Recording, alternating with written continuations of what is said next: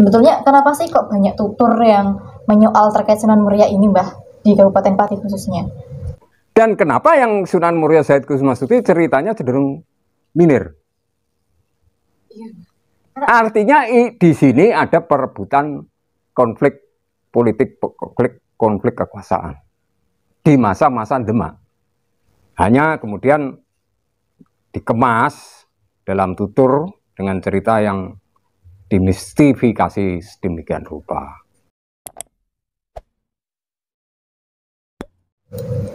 Assalamualaikum warahmatullahi wabarakatuh.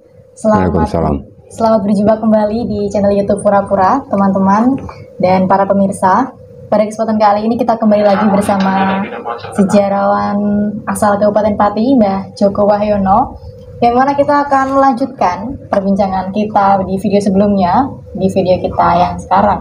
Jadi kalau misalkan kita kemarin itu membahas tentang jejak kewalian di beberapa situs Kabupaten Pati, khususnya di Sendang Sani kemarin, teman-teman. Nah, pada kesempatan kali ini kita akan melanjutkan perbincangan kita masih membahas tentang era kewalian. Nah, Mbah Joko, kalau di Kabupaten Pati kemarin kan Mbah Joko sempat menyebutkan ada beberapa wali yang berperan untuk penyebaran dakwah Islam. Ada Sunan Muria, kemudian ada Sunan Kalijaga dan Sunan Bonang di antaranya itu. Nah, mungkin kita bakal membahas lebih dalam terkait Sunan Muria, Mbah, karena kan kemarin Mbah Joko juga sempat menyinggung bahwa ternyata Sunan Muria ini adalah sebuah gelar yang mana ada beberapa tokoh yang menjabat sebagai Sunan Muria. Nah, apalagi kalau misalkan di Pati ini kan ada beberapa tutur masyarakat yang berkembang, Mbah. Di antaranya itu Sunan Muria dan Sunan Ngerang berebut pintu gerbang Majapahit yang ada di Rendole.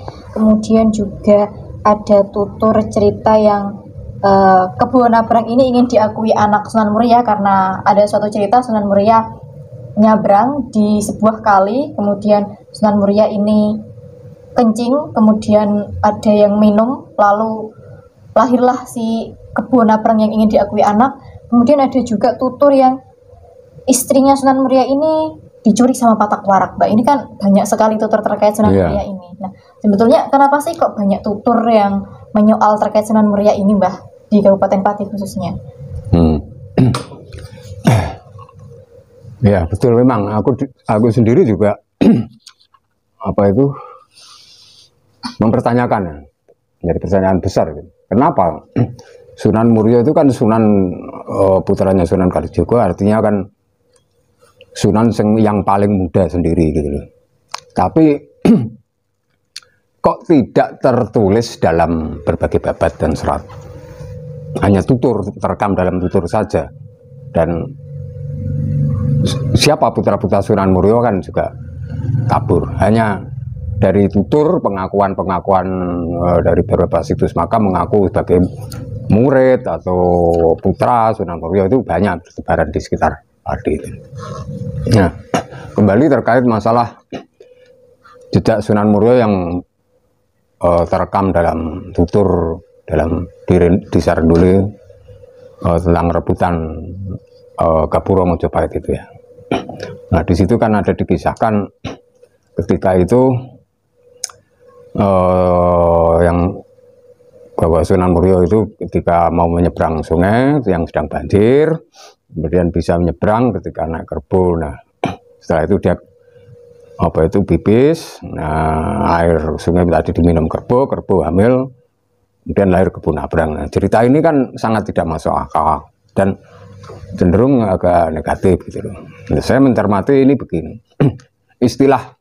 Jadi di sini kalau diceritakan itu menyeberang sungai, saya bayangkan ini yang dimaksud, ini adalah Selat Muria. Jadi nyebrangnya itu di Selat Muria ya? Selat Murianya menyeberangnya, betul. Nah, artinya waktu itu ada penyeberangan. Nah, di sini Sunan Muria penyeberangannya itu dibantu oleh kerbau. Nah, dimaksud kerbau ini dalam tutur itu kan kerbau hewan. Iya, Mbak, kalau di tutur disebutkan itu hewan. Nah, bermasalahnya di sini. Padahal yang dimaksud kerbau di sini itu bukan hewan. Karena kalau itu dikaitkan dengan cerita rebutan Welang Mojopahit, artinya sebelum itu Pati itu memang adalah di bawah kekuasaan Majapahit. Jadi sebelum Demak berdiri itu kan wilayah sekitar Muria itu kan di bawah kekuasaan Majapahit. Nah di sini ada sosok makhluk yang ditutur itu disebut Kerbo. Yang dimaksud ini Kerbo ini adalah gelar. Karena kan si Kerbo kemudian beranak Kebo Nabrang. Artinya Kebo ini bukan Kerbo hewan tapi Kebo. Kerbo ini kepangkatan dari seorang temenggung atau patih. Semacam Gajah Mada,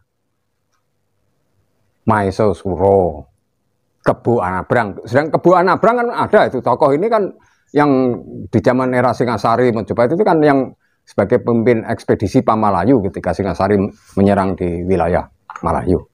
Kebo Nabrang, Kebo Iwa. Ada beberapa kan gelar-gelar Mojopahit itu dengan nama-nama hewan. Artinya Kerbo ini adalah tokoh yang memang berkedudukan di wilayah Pati atau katakan kedudukan di wilayah Rendule. Gitu loh. Entah itu Kebo siapa gitu loh. Yang kemudian berputra Kebo Nabrang gitu loh.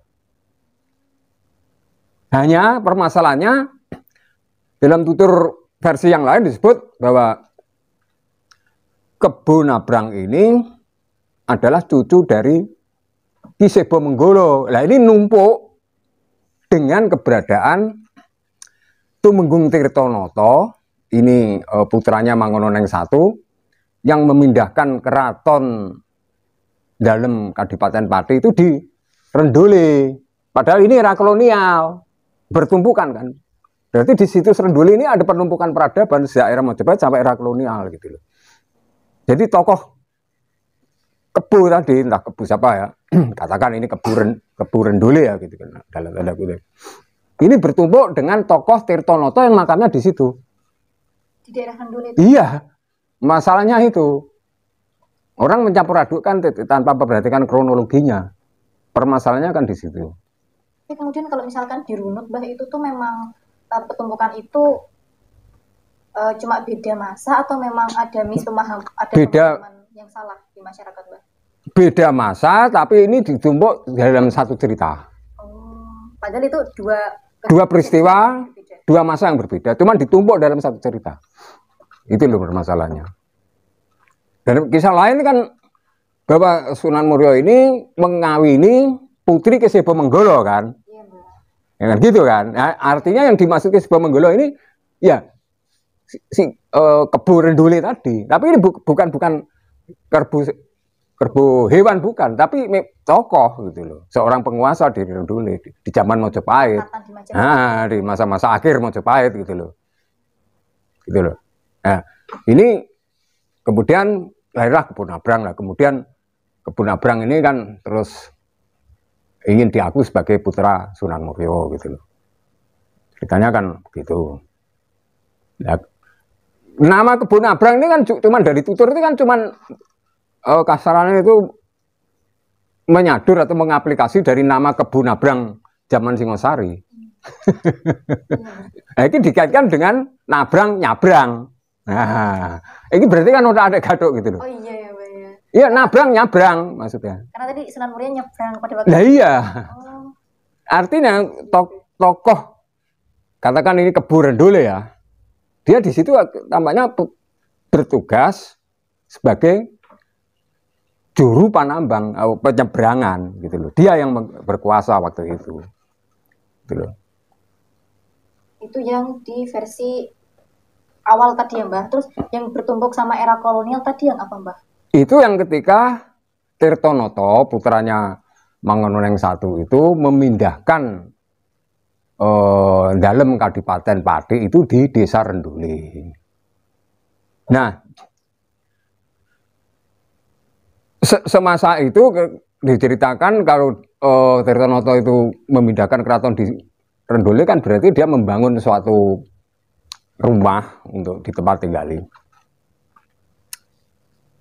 Nah, di situ kemudian Tirtonata kan yang membuat apa itu gapura itu kan lawang regol, orang-orang bukan gapura besar itu enggak, lawang regol menuju suatu mungkin keputren atau taman gitu loh. Nah, motifnya itu mengambil motif-motif dari Jawa Timuran gitu loh. Karena saya menemukan di Tuban itu ada motif semacam itu di tempatnya makam Sunan Bejagung gitu loh. Jadi itu yang sekarang kita kenal sebagai Pintu. Nah, itu terus kemudian oleh penutur di Pati waktu itu dirangkaikan dengan cerita rebutan lawang Majapahit tadi, dibikin gagrag begitu. Oh, itu jadi yang bikin tumpuk ya, Mbah ya? Iya. Jadi ditumpuk itu ceritanya itu. Nah, masalahnya, nah kemudian saya waktu itu kan saya pengen bukti apa benar apa itu pintu ini dari Majapahit. Waktu itu saya ukur pintunya, lebarnya itu 240 apa itu pintu Majapahit itu. Dari tutur yang menurut juru kunci itu disebut Lawang Bajang Ratu. Nah, saya teringat di Trowulan itu memang ada Candi Bajang Ratu. Kemudian saya pergi ke Trowulan, Jawa Timur. Bayangan saya begitu. Saya pikir lawang yang dirunduli ini itu berasal dari Candi Bajang Ratu di Trowulan. Saya pikir begitu kan. Saya ke sana. Dari kejauhan tampak memang ada bangunan candi itu. Dan di tengahnya itu hanya lubang, tidak ada pintunya. Hanya ya cuman kotaan apa itu ada pintu masuk tapi nggak ada pintunya. Setelah saya dekat kok tambah kecil. Kemudian saya ukur. Lebarnya hanya 140. Ini pintu rendule itu 240. Jadi beda ya, Mbak? Beda ukurannya gitu loh. Dan ornamennya, karakternya juga berbeda gitu loh. Permasalahannya kan di situ. Berarti pintu itu bukan berasal dari semasa Majapahit, dari Bajang Ratu itu tidak.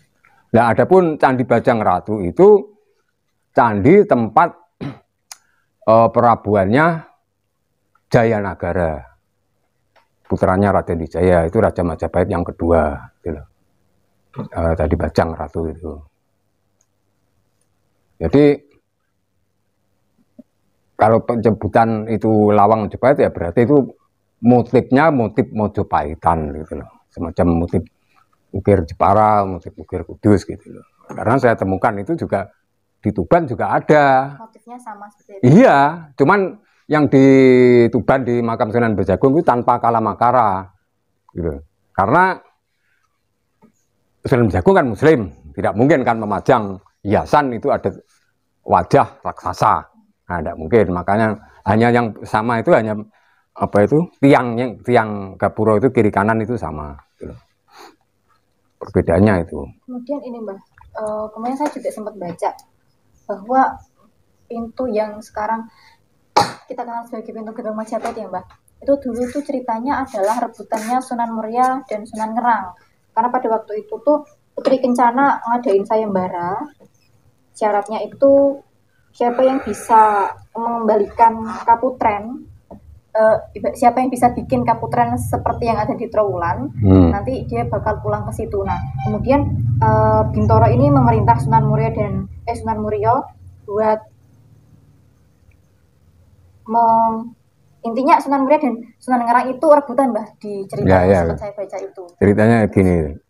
Kemudian ada juga bahwa pintu gerbang Majapahit itu sebetulnya adalah pintu bilik Kaputren Ratu Suwita dari Trowulan, bukan pintu gerbang Majapahit. Itu gimana Mbak?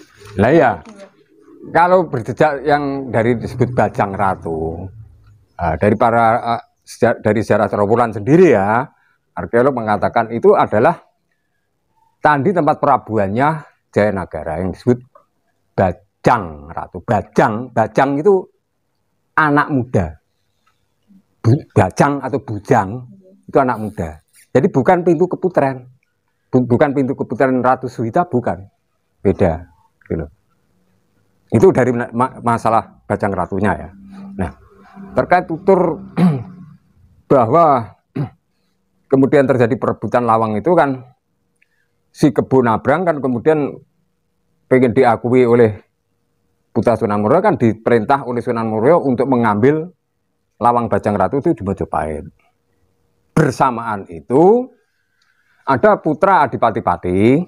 Adipati-Pati ini ada yang menyebut disebut dengan nama Ranggajaya. Putranya itu disebut Raden Rangga gitu aja. Itu ingin meminang putri Sunan Ngerang, Roro Budiwat. Sementara kakaknya Dewi Roroyono kan diperistri Sunan Muria. Kan gitu kan. Nah, si Budiwat ini sebenarnya artinya kan bibinya. Bibinya dari Apa itu? Iya kan. Jadi apa itu? Kan si Budiwat ini kan adiknya Roroyono gitu loh. Ingin dilamar oleh si putra Adipati-Pati. Gitu loh. Nah, cuman si Budiwat ini kan sebenarnya kan menolak, cuman dengan cara halus. Boleh meminang saya asal kamu juga bisa memindahkan Lawang Bajang Ratu itu ke Ngerang. Oh, ada cerita yang seperti itu juga ya, Mbak? Iya, versi iya. Jadi yang putri Ngerang tadi, Budiwat, boleh kamu meminang saya, tapi asal kamu bisa memindahkan Lawang Bajang Ratu ke Ngerang.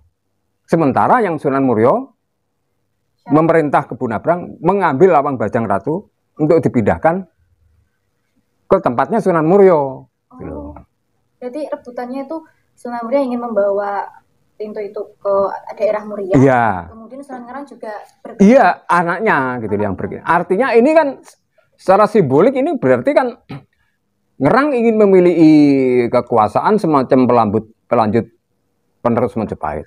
Demikian juga Sunan Muria. Kemudian kenapa endingnya malah ada di Rendole, Mbak, pintu gerbang Majapahit itu? Nah, dari cerita itu ketika terjadi perebutan itu kan dilihat Sunan Muria, dia melihatnya dari tempat yang sekarang itu disebut Trowelo. Trowelo itu daerah Rendole sekarang atau daerah Muria sana, Mbak? Jadi kalau dari Rendule ke arah Gembong ada tanjakan, itu tanjakan Trowelo. Mas Sopoma mesti ngerti. Itu tanjakan Trowelo. Di situ di tanjakan Trowelo itu Sunan Muria melihat ketika itu Kebo Nabrang dengan Raden Ronggo putra Adipati-Pati kan sedang berebutan. Karena ternyata bahwa Lawang Bajang Ratu itu sudah diduli oleh Kebo Nabrang, diambil gitu loh.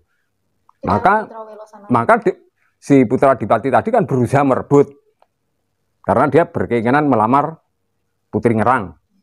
Nah, terjadi perang kan, perebutan itu. Nah, ini dilihat oleh Sunan Muria di daerah Trowelo. Dari tutur dirakan Cetha Welo-welo. Jadi Sunan Muria melihat dengan jelas adanya peperangan rebutan Lawang Majapahit. Yang menjadi pertanyaan saya, kenapa situ-situ kok kalau dari tutur disebut Towelo berarti Cetha Welo-welo. Tapi lokasi itu orang nyebut Trowelo. Tro dan To. Beda kan? Ini karena memang dua hal yang berbeda atau kesalahan pemahaman? Nah, ini kan ada gaduh. Kan kenapa kok itu tempat itu tidak dinamakan Towelo saja dari berdasar tutur, tapi kok Trowelo orang? Nah, Trowelo ini main kita udah ada gaduh, bisa dikatakan Trowelo ini Citrowelo atau Trowulan. Ini nama juga yang semacam juga yang ada di Jawa Timur. Trowulan juga. Ada kecenderungan kesamaan gitu loh. Itu yang benar bagaimana, Mbak? Nah, sekarang artinya kok posisi Sunan Muria itu di daerah Trowelo. Kemudian ini juga ada situs yang di Gunung Rawa yang di mana cerita Sunan Muria ketemu dengan Dampu Awang. Di Gunung Rawa itu ada peninggalan umpak masjid Sunan Muria. Cuman ceritanya kan di situ Sunan Muria mau membangun masjid, kemudian keburu pajar, ada jago buruk, kemudian gagal. Cerita klasik kan rata-rata sama seragam gitu kan. Saya curiga bahwa posisi Sunan Muria ini yang dimaksud adalah Sunan Muria putra Sunan Kalijaga yang bernama Sahid Kusumastuti dari Tutur. Sunan Muria ketiga ya Mas berarti? Iya, setelah Sunan Derajat. Jadi yang ketiga, Sahid Kusumastuti. Saya mencurigai bahwa ada tempat kediaman Sunan Muria Sahid Kusumastuti itu di wilayah Gunung Rawa itu. Nah ini kan berbenturan dengan fakta yang sekarang orang pahami keberadaan Sunan Muria di Colo. Iya Mbak, saya pun pahami juga Sunan Muria ya di Kudus gitu Mbak. Di sini permasalahannya. Dan kenapa yang Sunan Muria Sahid Kusumastuti ceritanya cenderung minir? Iya. Artinya di sini ada perebutan konflik politik, konflik kekuasaan di masa-masa Demak. Yang mengakibatkan cerita Sunan Muria ini jadi... Iya, terus yang cerita yang Sahid Kusumastuti kan terus kabur, tidak tertulis dalam babat. Nah, sementara terbukti bahwa yang pernah ditelusuri oleh Umar Hasim, sejarawan Kudus, dia menemukan silsilah di makam Sunan Muria itu, nama Sunan Muria itu dalam silsilah itu disebut Amir Haji, putra Sunan Ngudung. Beda lagi dengan Sunan Ngudung namanya Usman Haji. Nah, itu yang ditemukan oleh Umar Hasim gitu. Nah, dalam Pustaka Dara Agung juga tertulis bahwa yang menjadi Panembahan Muria adalah putra Sunan Ngudung, putra Usman Haji, dengan nama Umar Sahid sebagai Panembahan Muria. Tapi silsilah yang ditemukan oleh Umar Hasim dan silsilah ini sekarang itu ada di kompleks makamnya Pangeran Cendono. Karena Pangeran Cendono inilah keturunan Amir Haji. Artinya Amir Haji ini kan menjadi Sunan Muria. Berarti Amir Haji dan Raden Sahid Kusumastuti ini orang yang sama atau berbeda? Beda. Berarti setelah Raden... Kalau Sahid Kusumastuti kan putra Sunan Kalijaga. Ya, itu yang Sunan Muria ketiga. Ya. Berarti Amir Hamzah ini Sunan Muria keempat. Iya, inilah yang menggantikan Sahid Kusumastuti di masa Trenggono gitu loh. Berarti cerita-cerita yang agak-agak apa tadi ya Mbak? Istilahnya kok kurang ajar banget gitu kan cerita itu di masa Sunan Muria ketiga ya Mbak? Iya. Yang dipengaruhi oleh konflik politik dengan era Kerajaan Demak tadi. Nah lebih jelas lagi kan tertulis dalam babat Demak Pesisiran ya. Amir Haji, putra Sunan Ngudung, putra Usman Haji. Jadi Usman Haji itu kan namanya Sunan Ngudung. Berputra Amir Haji. Amir Haji ini menjadi Sunan Kudus. Itu di babat Demak. Babat Demak Pesisiran. Tapi orang pahamnya Sunan Kudus kan Jafar Shadiq. Iya Mbak. Itu yang betul yang mana? Nah, dari babat Demak Pesisiran ini yang menyatakan bahwa yang menjadi Sunan Kudus adalah Amir Haji, yang menjadi Sunan Muria adalah putra Sunan Kalijaga dengan nama Raden Sangit, yang dalam tutur disebut Sahid Kusumastuti. Tapi kemudian dalam Pustaka Dara Agung juga disebut bahwa yang kemudian menjadi Sunan Kudus adalah Jafar Shadiq. Kita pun tahunya Sunan Kudus ya Jafar Shadiq. Jafar Shadiq ini putra Khalifah Husain. Itu dari sejarah dalam begitu. Bukan putra Sunan Ngudung, tapi putra Khalifah Husain. Jafar Shadiq itu. Bukan putra, jadi Jafar Shadiq bukan putra Sunan Ngudung, tidak. Putra Khalifah Husain. Yang menjadi permasalahan kemudian kan nama Amir Haji ini kan dianggap Sunan Kudus ini kan cuma satu, Jafar Shadiq. Ternyata Sunan Kudus ini ya semacam posisi Sunan Muria tadi berganti orang gitu loh. Karena ini jabatan. Jadi ketika Amir Haji pindah menggeser Sahid Kusumastuti menjadi Sunan Muria, posisi Kudus kemudian diisi oleh Jafar Shadiq.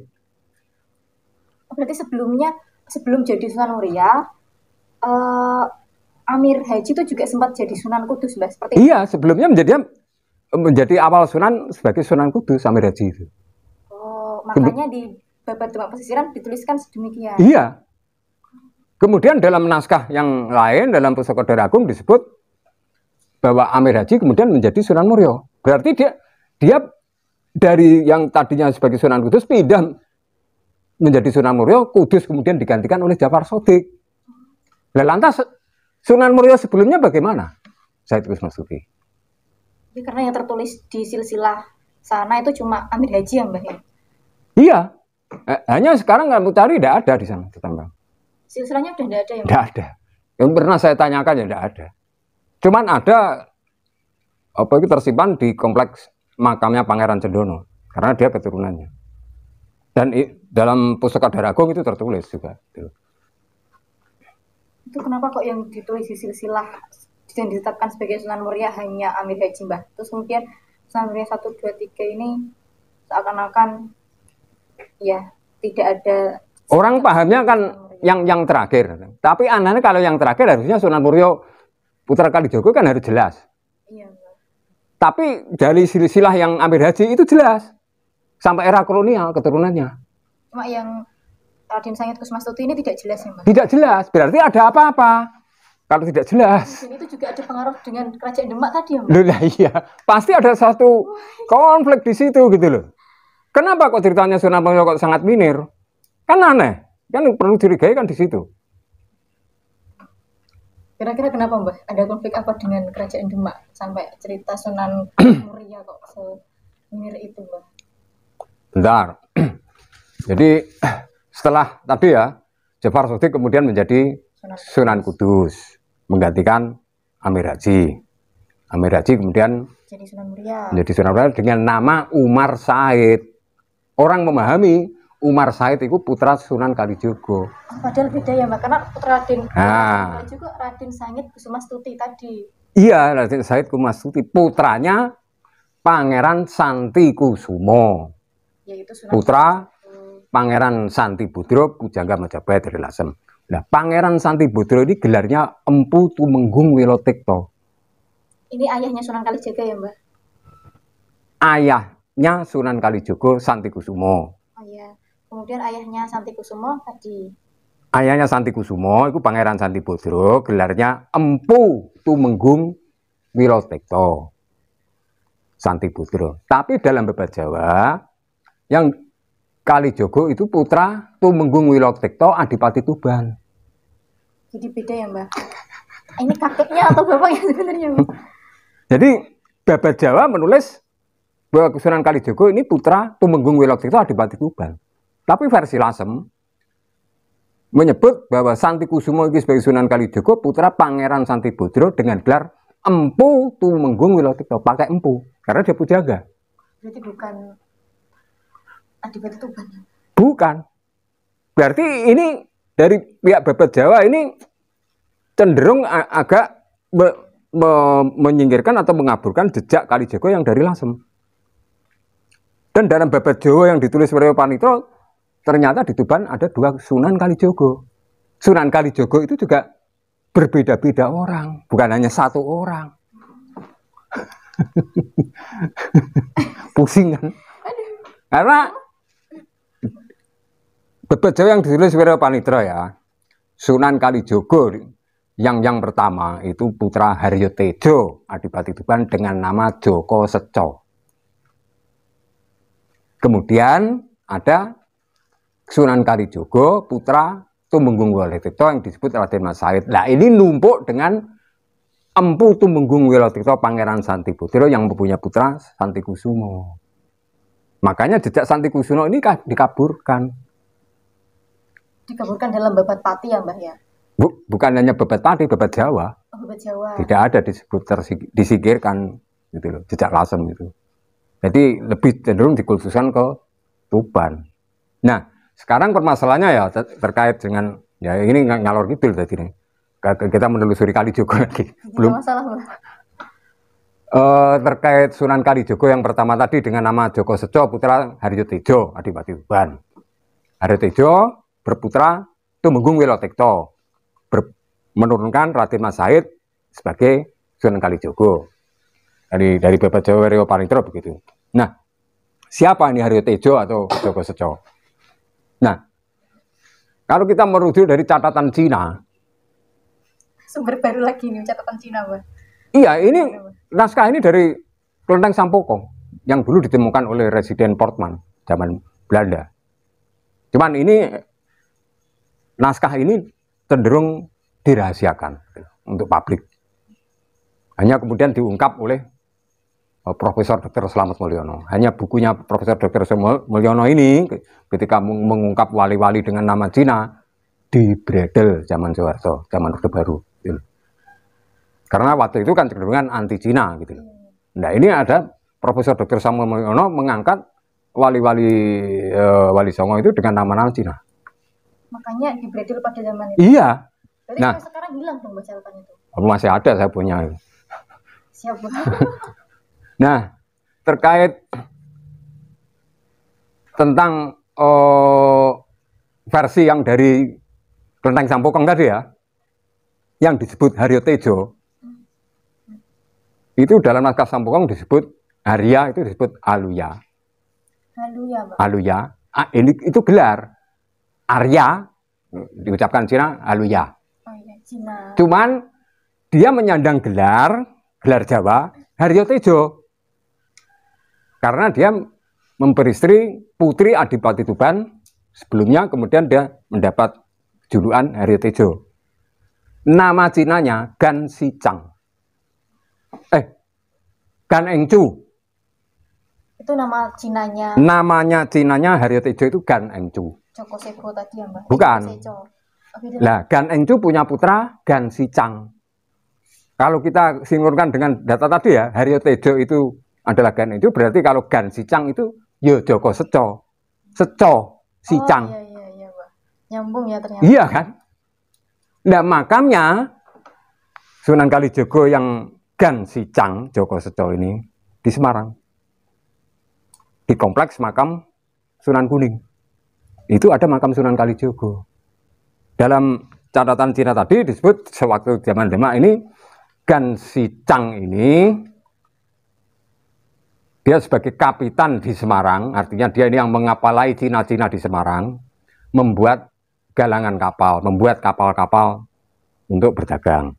Nah, dia kemudian membantu Raden Patah, dalam teks kronik Cina itu Raden Patah disebut Jinbun. Membantu Raden Patah membuat masjid Demak. Khususnya dia membuatkan tiang yang kemudian banyak orang dikenal Soko Tatal. Oh, iya. Sok yang Nah, padahal penyangga itu sebenarnya bukan tatal apa kayu sisa-sisa, bukan. Itu konstruksi tiang kapal layar Cina. Memang dari bentuk papan-papan ini disambung-sambung. Nah, teknik ini kemudian digunakan juga sebagai tiang masjid di Demak oleh Gan Sicang tadi. Nah, oleh Slamet Mulyono berarti yang dimaksud Gan Sicang ini berarti ya Sunan Kalijogo yang dari Tuban. Yang Joko Seco tadi ya. Iya, putranya Haryo Tejo gitu loh. Nah, ini berbeda dengan Kalijogo yang Santi Kusumo dari Lasem. Berarti juga ada agak perbedaan pendapat ya, Mbak, terkait Sunan Kalijogo ini. Iya, karena bertumpuk. Belum lagi Sunan Kalijogo yang Cirebon. Banyak juga ya. Loh, teman-teman. karena gini ya, Kalijogo kan enggak ada. Kalau Sunan Kudus jelas ada tempatnya Kudus. Iya, Gitu kan? Sunan Muria jelas tempatnya Muria. Sunan Gunung Jati di Cirebon. Carikan tempat Sunan Kalijogo. Nah, ini yang mungkin Kan nggak ada tempat Kalijogo. Kenapa kalau Kalijogo, Sunan Kalijogo itu makamnya di Kadilangu, kok tidak disebut Sunan Kadilangu? Tapi iya harusnya gitu. Tapi disebut Panembahan Kadilangu, iya. Gitu. Itu lebih benar gitu. Tapi kalau Kalijogo tidak ada. Karena Kalijogo ini kan nama jabatan. Kadli juga, Kadli Jaka, Hakim Pengadilan Agama. itu juga ada cerita yang agaknya masih disalahpahami terkait Sunan Kalijogo ya, Mbak ya. Iya. Nah, mungkin barangkali untuk kisah Sunan Kalijogo kita bahas selanjutnya ya, Mbak. Kita balik lagi ke Sunan Muria tadi. Nah, Sunan Muria ketiga yang ternyata ceritanya begitu mini. Terus terkaitannya dengan Demak itu seperti apa, Mbah? Nah itu kan begini, jadi tadi masalah Kalijogo sudah rambung ya gitu kan. Nah sekarang Selanjutnya masalah Sunan Muria ini.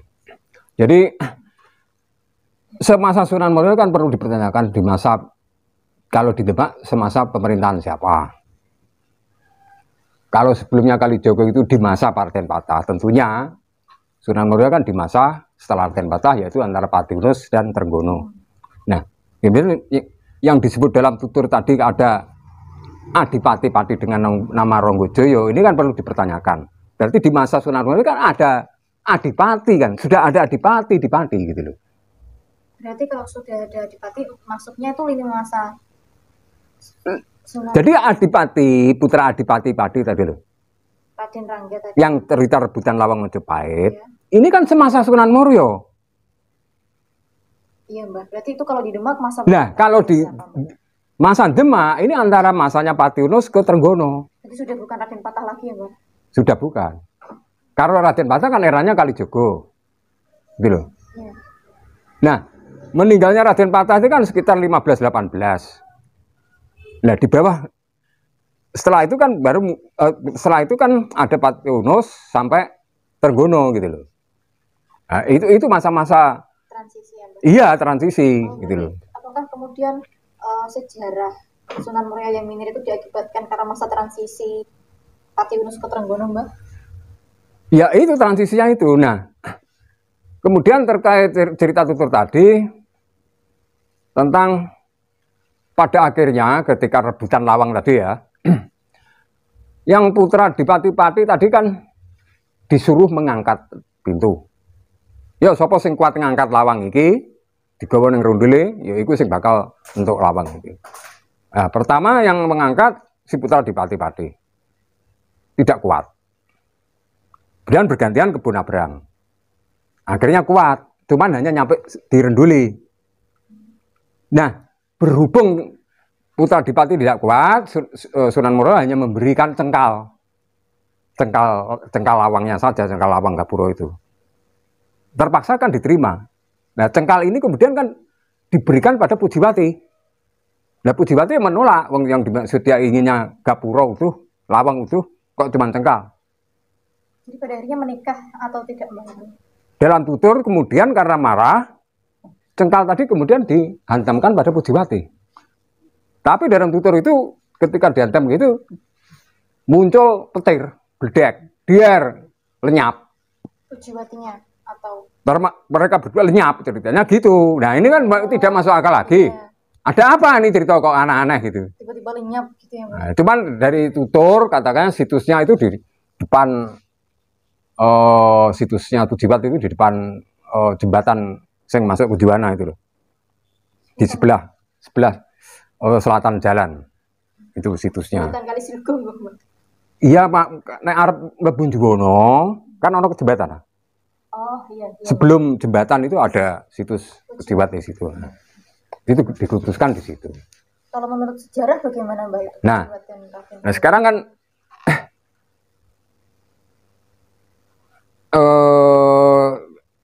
dari background tutur itu begitu ya. Nah, bagaimana kalau saya perbandingkan dengan sumber lain? Masalahnya dari Babat Sangkalaning Mumana itu ada ditulis bahwa di masa 1511 sampai 1518 itu yang menjadi Adipati Pati itu Kayu Bralit. Cuman dalam Babat Sangkalaning Mumana itu Pati disebut Kepangeranan Pati, bukan Kadipaten Pati. Masih kepangeranan. Kepangeranan artinya ini di atas Adipati. Kepangeranan berarti ini di bawah Raja Majapahit. Artinya ini berarti kaitannya ada hubungannya dengan Majapahit sebagai raja muda gitu, Raja Anom gitu, di Pati gitu. Nah, sementara dari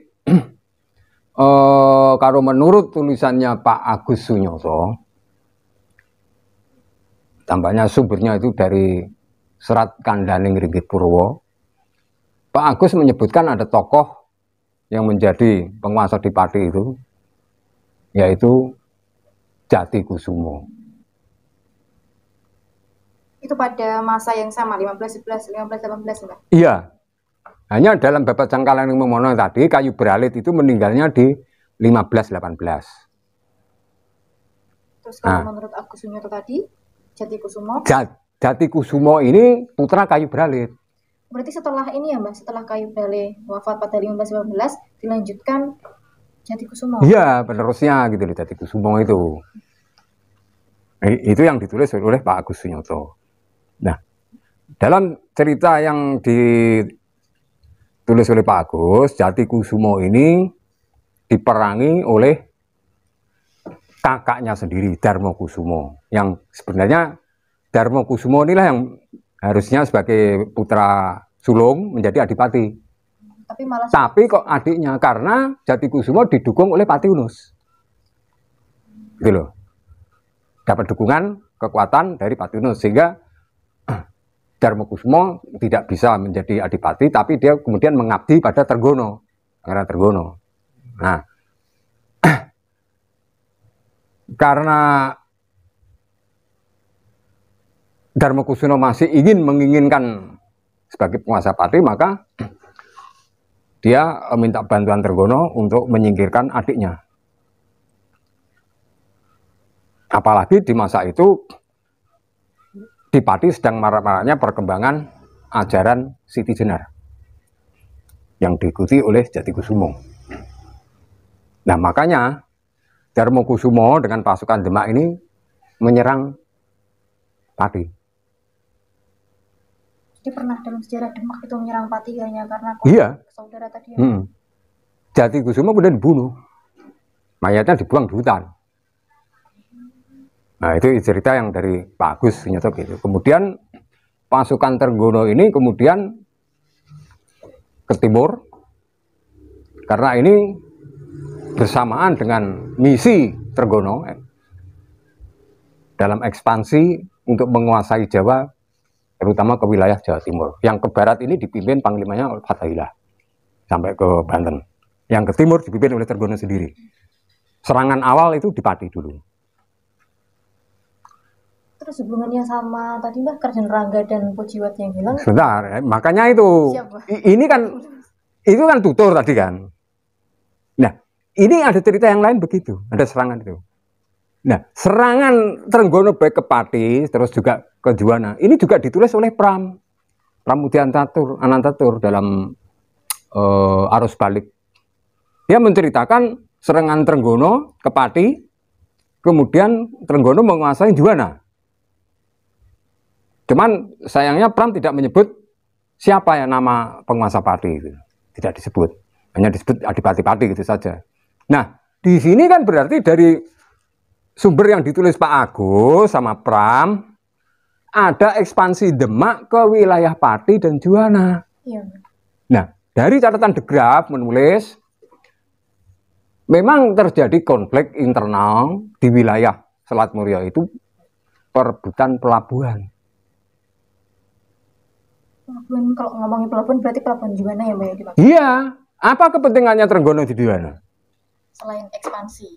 Iya, otomatis ingin menguasai pelabuhan kan dikuasai. Beda dengan semasa Patiunus.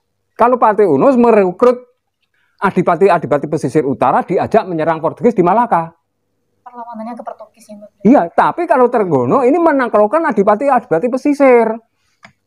Makanya adipati pesisir semua melawan. Baik yang Islam maupun yang Hindu. Melawan Trenggono. Nah, ini tambah kan berarti.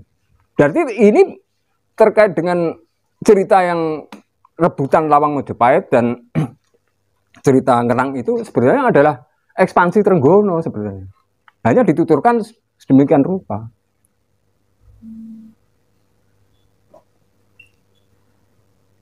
Berarti segala cerita itu asal muasalnya adalah ekspansi Demak. Iya, makanya daerah sini ya Mbak. Ketika Trenggono menguasai Pati, selain juga ingin menguasai pelabuhan, juga ingin menguasai Lumbung. Pati ya Mbak. Iya, yang sebelumnya pernah mau direbut oleh Sunan Giri, gagal. Nah, maka Lumbung sangat penting karena di Demak bagaimana nandur pari? Berawal. Ya, tidak mungkin kan? Berapa lama tidak mungkin. Lumbung emas itu kan wilayah Pati, makanya bisa direbut oleh Demak. Nah, ketika itu yang menjadi Sunan adalah Sunan Muria Said Kusumasuti. Ini disingkirkan. Makanya Amir Haji naik menggantikan Said Kusumasuti. Ya. Oh iya. Nah, cuman dalam wacana orang-orang Muslim ini terkait Amir Haji dan Jafar Shodiq ya, dianggap bahwa gelarnya Jafar Shodiq itu Amir Haji. Amir pemimpin, pemimpin haji.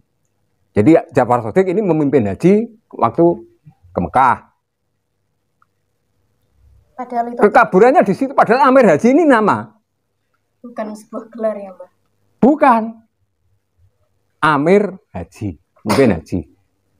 Oke, berarti ini sudah ada titik terang, Mbak. Kenapa kok sejarah Pati di zaman Demak itu agak kabur? Karena mungkin karena ekspansi Pati tadi ya, Mbak. Tergono tadi. Tergono. Ke daerah sini. Iya. Makanya kemudian mengakibatkan kenapa cerita Sunan Muria III itu seminir itu, kemudian juga muncul cerita rebutan Majapahit, sampai juga konflik Pujiwat dan Raden Rangga. Itu berarti semula adalah konflik politik Demak yang memang punya niatan untuk menyerang dan menguasai Pati pesisir dan juga. Nah, itu kan ditabuhkan. Makanya dalam tutur kan sama sekali tidak disebutkan, tidak ada cerita menyebutkan bahwa perebutan Lawang Majapahit itu ada terkait dengan Demak. Tidak ada. Iya, Mbak. Jadi yang dikambing hitamkan di sini kan Sunan Muria dan Sunan Ngerang. Politiknya kerajaan Demak ya, Mbak? Iya, padahal sebetulnya dari pihak Pati, dari Pati-Pati, ada memang perkawinan dengan putri Sunan Ngerang. Artinya di sini yang dimaksud Ronggojoyo tadi ya Jatikusumo tadi. Jatikusumo di zaman Putra Kayu Bralit. Nah, ini yang memperistri Pujiwat gitu loh. Oh, bukan Pangeran Rangga. Atau dalam tutur disebut Pangeran Rangga. Jadi dipisahkan. Iki lo tutur begini. Nah, ada versi sumber yang lain begini, disinkronkan gitu. Sudah ada titik terang, Mbak, ternyata. Nah, begitu. Dari Demak itu ya, Mbak, ya, kerajaan Demak. Iya. Hanya orang menganggap serangan ke Juwana itu dilakukan oleh Majapahit, oleh Patih Mahudara. Padahal itu dari kerajaan Demak yang itu. Dan Demak, kesalahannya itu dari Rover menyebut bahwa waktu itu dari pihak Rover menyebut Juwana itu Kajungan, Kajungan diserang oleh Majapahit. Nah, permasalahannya di sini masalah Kajungan.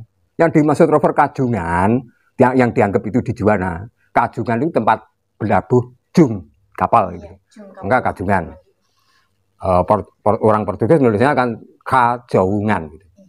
Nah, padahal yang dimaksud Kajungan ini di Lasem. Oh, berarti bukan di Juwana ya, Mbak? Bukan Juwana. Jadi yang direbut oleh Majapahit itu pelabuhan Lasem.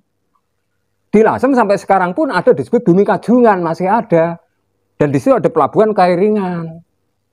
Nah, dari catatan Tommy Pires, ini Tommy Pires itu seorang Portugis yang pernah datang ke Jawa itu di tahun 1511. Jadi saksi mata gitu loh. Jadi dia tahu bahwa ketika itu Lasem memang direbut oleh Majapahit. Jadi perebutan antara Demak dan Majapahit merebutkan pelabuhan Lasem. Pada akhirnya disepakati pelabuhan Lasem dibagi dua. Yang sebelah timur bagian Majapahit itu wilayahnya pelabuhan Regol, itu daerah Binangun. Nah, itu dikuasakan pada Adipati Tuban. Tapi itu pihak Majapahit. Yang sebelah barat itu pelabuhan Kairingan. Itu dikuasakan dikuasai oleh Demak, dikelola oleh, kalau menurut catatan Pires itu ada Adipati Rembang, Bupati Rembang dengan nama Pati Murup. Itu catatan Pires. Jadi salah pahamnya orang-orang itu di situ ya, Mbak, catatan yang Kajungan tadi. Padahal jadi bukan Juwana diserang oleh Majapahit, bukan. Juwana diserang oleh Demak, direbut pelabuhannya. Adapun Majapahit itu merebutnya pelabuhan Lasem. Sampai sekarang pun ada Bumi Kajungan. Di Lasem. Dan ini satu perspektif baru yang mungkin meluruskan kesalahpahaman kita nih, teman-teman. Karena saya pun sendiri pahamnya eh, memang dulu sejarah Pati itu tidak sebanyak ini. Ya, ternyata memang ada pergolakan politik di dalamnya. Terlebih lagi gerakan ekspansi Demak tadi ya Mbak, itu sampai mengkambing hitamkan para sunan dan juga sampai mengaburkan sejarah-sejarah di Pati. Jadi sudah terjawab nih teman-teman pertanyaan kita minggu kemarin dan juga mungkin hari ini. Kenapa kok di zaman Demak sejarah Pati itu kabur dan terasa gelap? Ternyata karena peralihan politik dari Pati Unus ke Trenggono. Dan ini yang mengakibatkan banyak sekali tutur-tutur masyarakat yang mengkambing hitamkan para sunan, mengaburkan sejarah dan lainnya. Dan hari ini kita sudah diluruskan pada satu perspektif teman-teman bahwa sunan itu adalah sebuah gelar.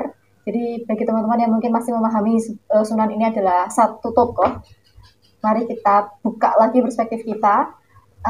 Mungkin itu saja Mbah untuk perbincangan kita hari ini. Sudah tercerahkan ini Mbah.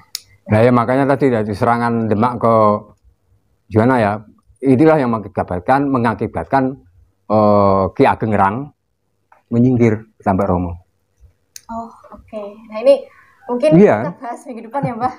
Karena kalau ini sepertinya juga menarik lagi karena di Juwana dan kita Mbak Romo ya tadi kan Ngerang, Mbak. Belum menyangkut masalah Gunung Rawa, tadi belum terkupas. Ternyata masih ada cerita meriah gitu. Oke Mbak. Mungkin terakhir silakan Mas Joko barangkali ingin menyampaikan satu kepada para pemirsa. Ya begitulah jadi transisi kekuasaan antara Majapahit ke Demak itu terkait dengan wilayah Pati itu tidak dalam kondisi baik-baik saja, tapi penuh konflik politis gitu loh. Hanya kemudian dikemas dalam tutur dengan cerita yang dimistifikasi sedemikian rupa. Nah, makanya itulah yang perlu kita uraikan, kita bisa perbandingkan dengan sumber-sumber yang lain. Ya kurang lebih begitu, meskipun belum tentu ini 100% gitu, tapi paling enggak itu bisa diterima secara logis gitu. Ya begitu. Terima kasih Mbak Joko. Mungkin cerita Sunan Muria juga kita sudah ini buat cerita Sunan Muria kita sudah atau masih ada lanjutannya lagi Mbak? Iya masih ada nyerempet-nyerempet itu masalahnya. Masalahnya kan muncul pertanyaan, lantas di mana makam Said Kusumastuti? Wah, ini. Ya kamu kan harus kritis bertanya kan. Kalau di Colo itu adalah Amaraji, lantas Said Kusumastuti di mana? Oke. Nah itu nanti kita bahas di video selanjutnya Mbak. Karena tadi itu loh masalahnya. Gunung Rawa juga belum kita. Nah iya. Terus panjang masalahnya. Panjang sekali teman-teman kalau kita membahas tentang sejarah ya. Dan terima kasih Mbak Joko atas waktunya. Sekali lagi teman-teman, banyak sekali perspektif dalam sejarah. Tapi sebagai masyarakat yang cerdas, mari kita membuka pikiran kita dan kembali merefleksikan apakah kita sudah betul-betul memahami sejarah kita dari berbagai versi. Bukan hanya berdasarkan tutur, tapi berdasarkan sumber sejarah dan juga situs peninggalan yang harus kita pelajari lebih lanjut. Sampai jumpa teman-teman di channel YouTube Pura-Pura selanjutnya bersama Mbak Joko Wahyana. Sekian dari kami. Wassalamualaikum warahmatullahi wabarakatuh.